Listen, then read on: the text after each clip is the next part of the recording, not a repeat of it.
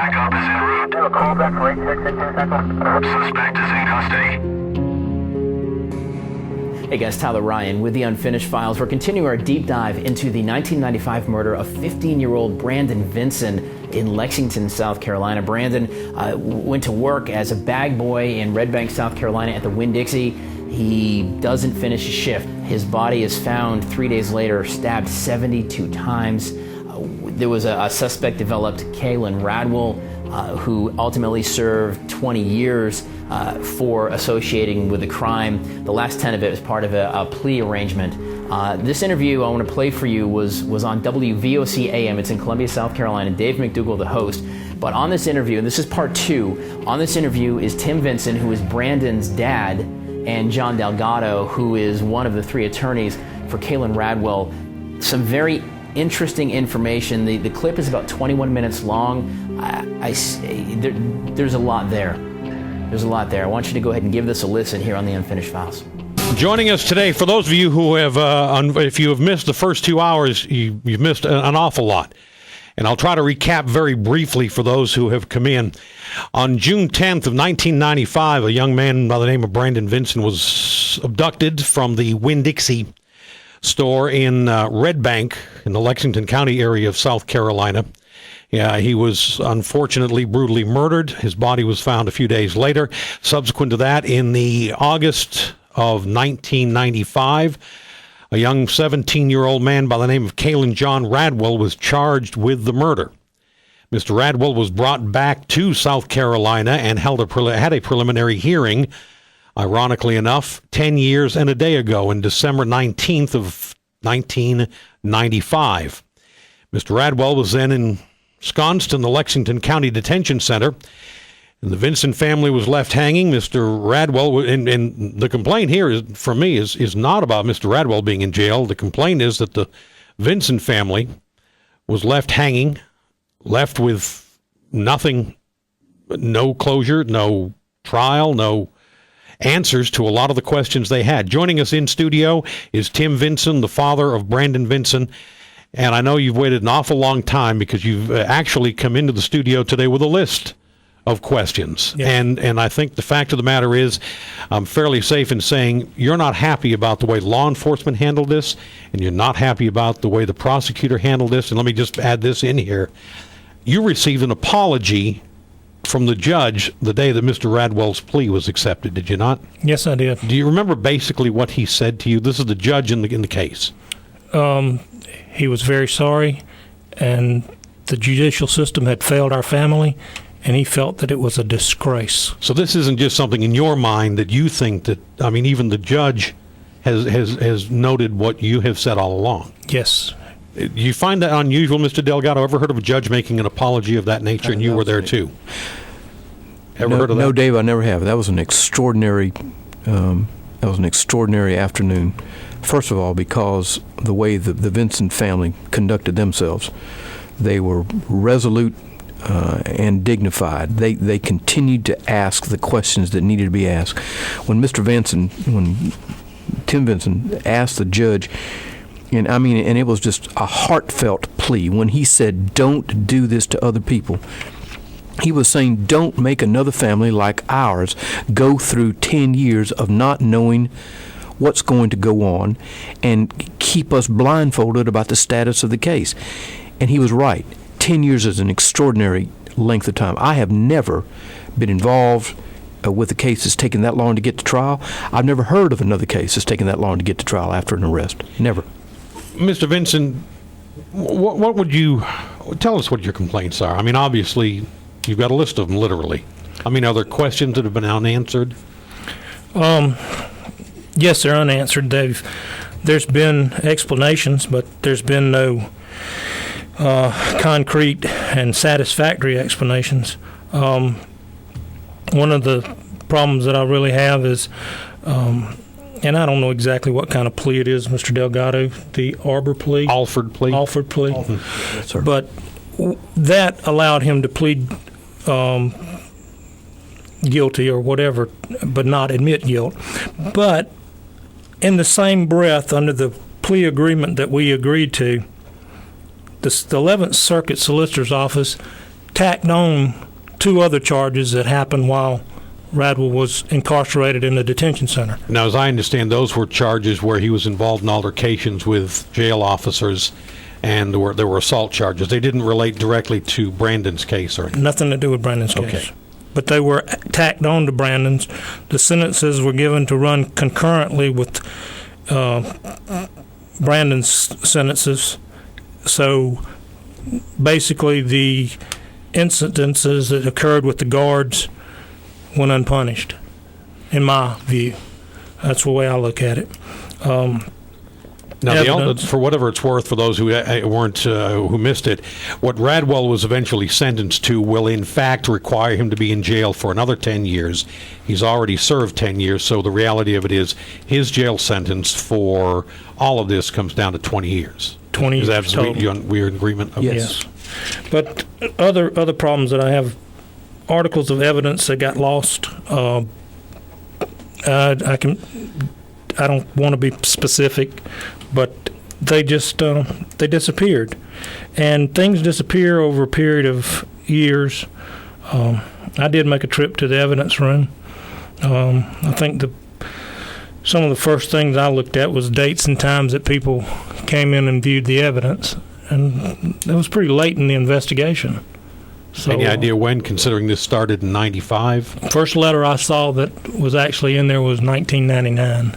Now, when you say people came in and viewed the evidence, who would have come in and viewed it?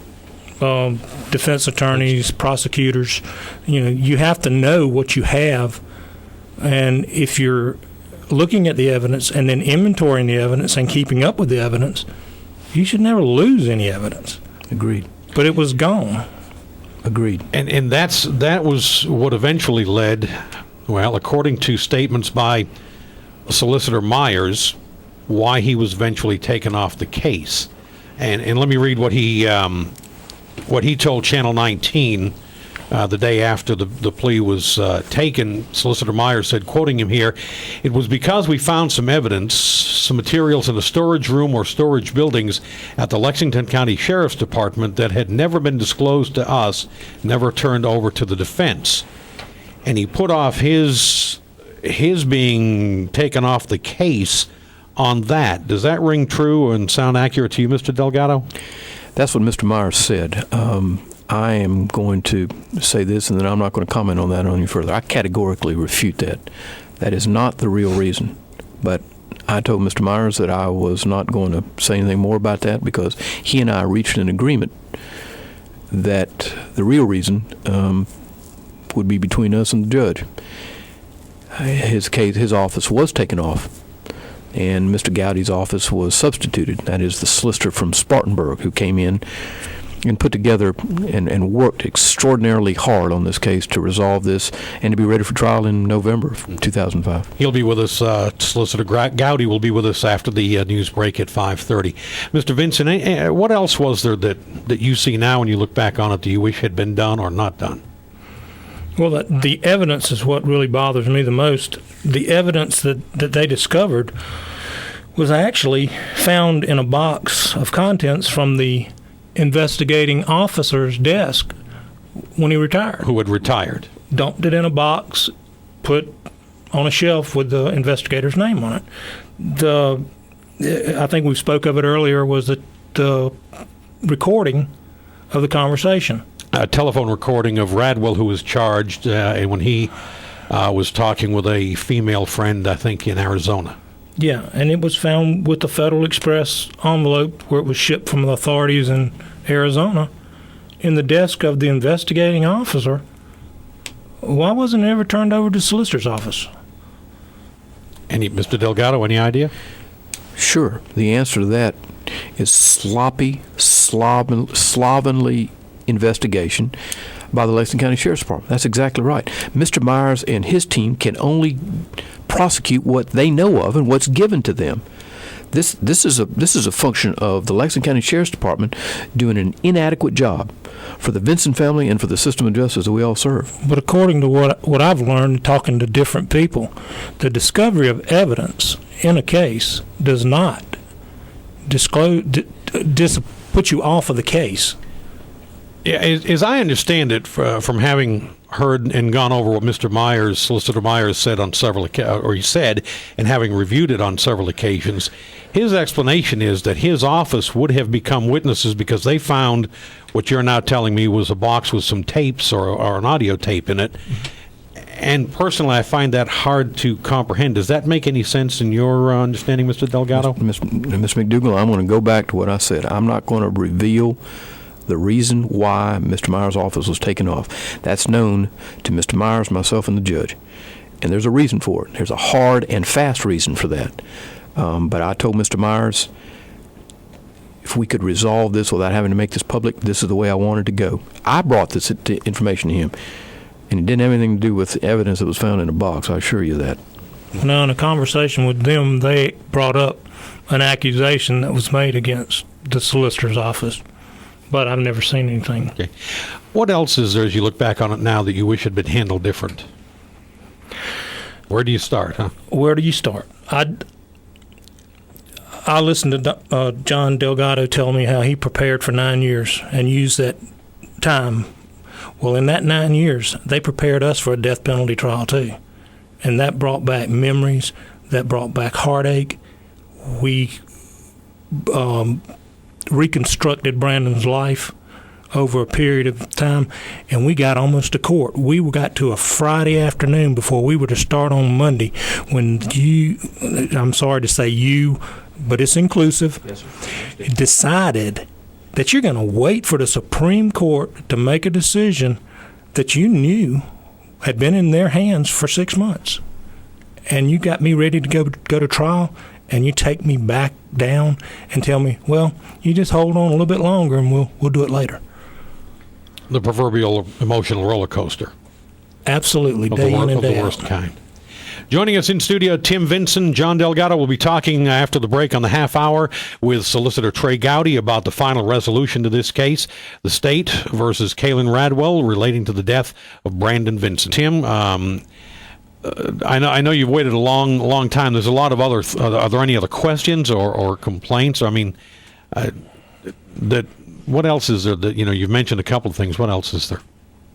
I want to know who else is involved. Because originally there were two. The first composite had two suspects. Yes, but talking with Mr. Delgado, one person couldn't have done this job. They could not have done the atrocities that were done to my son. And then for somebody to be able to do that and live with themselves, that's a sick individual. One of the odd things about this is Brandon disappeared on a Saturday afternoon, sometime I think around 5 o'clock. Is that to the best everyone can determine? Yes. In a parking lot on a Saturday afternoon in June of a very busy grocery store in Lexington County, and nobody that I know of ever saw a thing out of order. That's correct. Did you ever get any indication of it? I mean, nobody saw a violent abduction.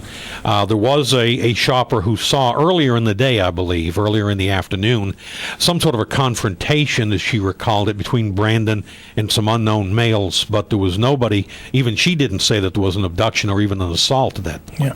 One thing that I want to make clear to everybody that has always been a problem for us, Brandon had a vision impairment. If he did not have his contacts in, he couldn't see you, and his contacts were left at home that day. Oh, really? So whenever he could be standing up close to you and looking you in the face, but he's squinting at you almost like he's smiling, but he doesn't see you. He couldn't see. He had a 5.75 on his eyes. Now that, to me, from a prescription point, says he's almost blind. What else was there about this case that still troubles you? I guess the lack of remorse and the lack of accountability, the people that aren't willing to stand up and say, we did not do what we were supposed to do. Now, you've had a meeting with the Solicitor Myers, and you've had a meeting since with the sheriff. Yes. Did you get any satisfaction out of those meetings? No.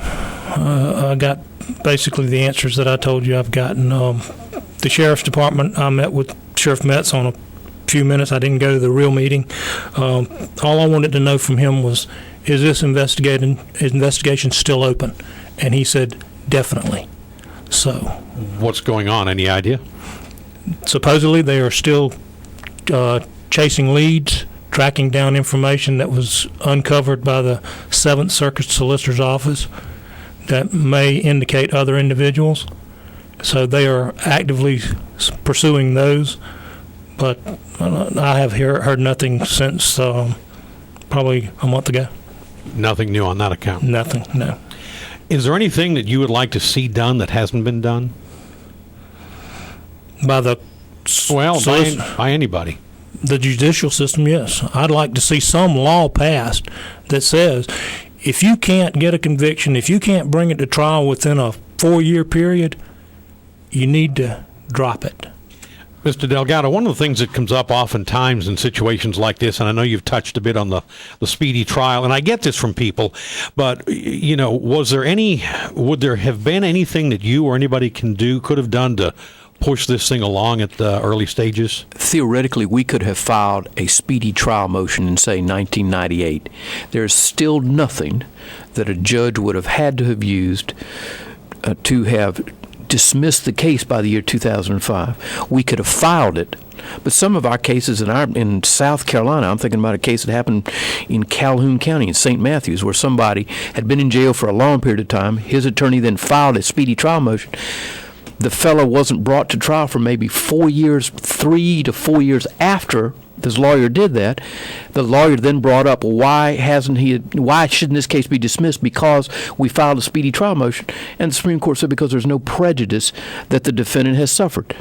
Now, there's one question I have on that portion. Does a judge, an administrative judge, not have to agree to allow cases to be drawn on for a period of time? No, sir, he does not. Doesn't he regulate the cases that are called in his courtroom? Yes, sir, but then the power to do that still vests in the solicitor. There's a constant tension between the administration of justice and those that have the right to prosecute under the aegis of justice. So it was the oldest case. It's probably the oldest case in the state of South Carolina. And yet, even the judge continuing to try to press and try to push for resolution, even he can't do that. He could have and maybe have moved this case earlier, but there really wasn't any pressure even from the judge. So how much power does a solicitor have? Almost unfettered, Mr. Vinson. Oh. Almost unfettered. If I understand this correctly, then you're saying the solicitor has the full discretion and authority to call a case to trial when he or she sees fit. It is the rarest of circumstances. The rarest of circumstances. In fact, I can't recall a case that has been dismissed because a speedy trial motion was filed and prejudice ensued. I looked and researched that specific issue, and I must have gone through 25 cases, going back decades, didn't find one. So you're saying basically that there was no chance that the judge in our case was going to dismiss this on a due process? No, sir. Now that's a different issue. Judge Keesley, when we made that motion on that Monday afternoon or that Monday evening, he took that very seriously. Right. But it was not a speedy trial motion. There was a big difference between the speedy trial motion and our right to have the case dismissed based on the due process, the fairness aspect of what was presented to the judge. And if you recall, the judge was very upset by that. And he shot back across both of the bows of both the prosecution and the defense that he didn't like this, that he didn't think this was right. And he had some very, very serious problems with that. And to be very candid with you, Mr. Vinson, that's when negotiations started. Well, the defense team, we discussed it that night, long after we got after court, about 9:30 that night. But we said, tomorrow morning, Tuesday, what we think we're hearing from the judge is maybe there's now some reason that the prosecution may say the judge may well dismiss this. So that's when we, on Tuesday morning, before any witnesses, we started with that, and it took us several hours to get this hammered out. But due process does not have anything to do with speedy trial. They're two entirely different things that have a common base, but they are two specifically entirely different things. Yes, sir. So the fact that this term speedy trial, while it sounds good, doesn't mean that you're going to have a trial in a hurry. It's seductive and it sounds good, but there's no meat on those bones. No. John Delgado and Tim Vinson joining us in the studio. After the news on the half hour, we'll be talking with Trey Gowdy, the solicitor who inherited this case and in about 10 months brought it to fruition. Mr. Vinson, after this case was finally taken away, I think sometime in the early part of 2005, taken out of the hands of the 11th Circuit Solicitor, Solicitor Meyer's office, and given to Solicitor Gowdy's office, how did the family respond and feel about that? The family felt that because we did not have any reason for him to be taken off the case, we didn't understand. We felt that with the U.S. Supreme Court's ruling that it was no longer a death penalty case, that our case, our Brandon's case, became unimportant to the 11th Circuit Solicitor's office to prosecute. That's how the family felt. Did you ever get any validation to that, or did you ever find out anything to the contrary during the...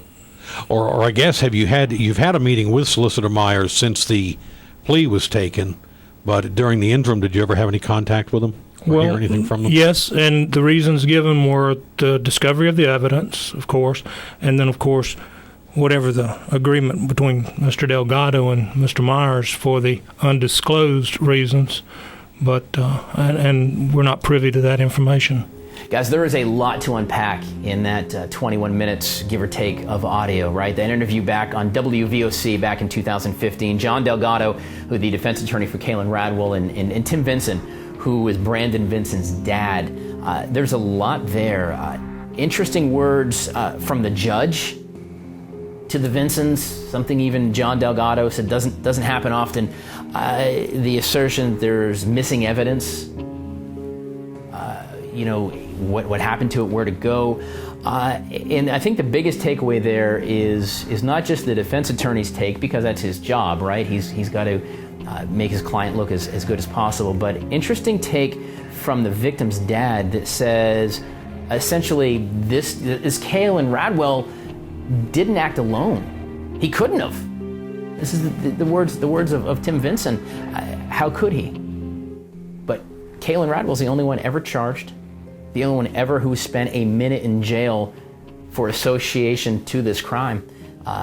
It just brings up more questions than answers as we continue this series and their look into the murder of Brandon Vinson. If you know any information at all on this case, it was 24 years ago, but it still is here. In 2005 and 2015, it's still very much in the hearts and minds of not only the Vinson family, but a lot of people that knew this young man.